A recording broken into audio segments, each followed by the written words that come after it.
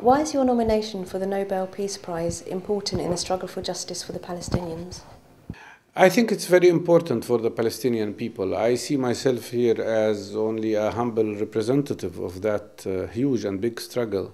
And maybe this will give us an opportunity to explain to the peoples of the world how unjust the situation is in Palestine and how it is so important that Palestinians finally get what other people have been entitled to, which is freedom and justice.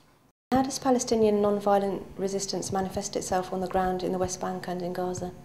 In Gaza, it takes the form of the huge movement to lift the siege on Gaza and stop this terrible blockade on the people of Gaza. That's what we did when we went in a ship to defy the Israeli blockade and reach our people there. That's what you did here when you sent convoys to Gaza. But in West Bank, it takes a very powerful form of struggle against the apartheid wall and against the settlement growth and the ethnic cleansing that is taking place inside Jerusalem. Every Friday today, there are demonstrations in at least 20 different places.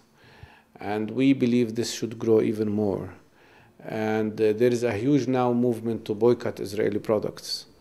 We are trying to bring back the same principles of the first Intifada, which is a combination of self-organization, self-mobilization, and non-violence defiance of Israeli occupation and rules. And I think this is the road to the future. How can people who aren't in Palestine get involved in the international solidarity movement and help in the struggle for justice for Palestinians? There are three things to do. First of all, we need people to come there, because there is nothing like seeing the reality and truth by your own eyes and by your own self. All the explanations in the world are not enough to let you know the truth. One day in Palestine is much more powerful and productive than just reading about it or hearing about it.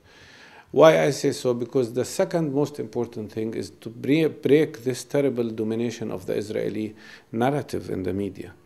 We have to bring the truth to the people. People in Britain, for instance, are entitled to knowing the truth. Today, they don't get the truth. And that's why the second most important thing is to go through the media and break into people's knowledge and let them know what is happening in Palestine. And the best way of doing that, if you have been yourself there. The third thing is to really organize boycott, divestment, sanctions. This is the only way to pressure the Israeli side, the Israeli government, to stop its occupation and apartheid policy. Israeli products that are produced inside Israeli legal settlements are sold here everywhere.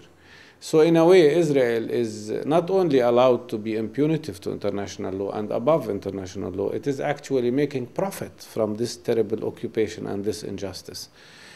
BDS, Boycott, Divestment, Sanctions campaign is the best way of stopping that, of making the occupiers pay a price for their occupation. And I think the combination of popular mass nonviolent struggle with BDS campaign will change the balance of forces for the sake of ending this injustice in Palestine.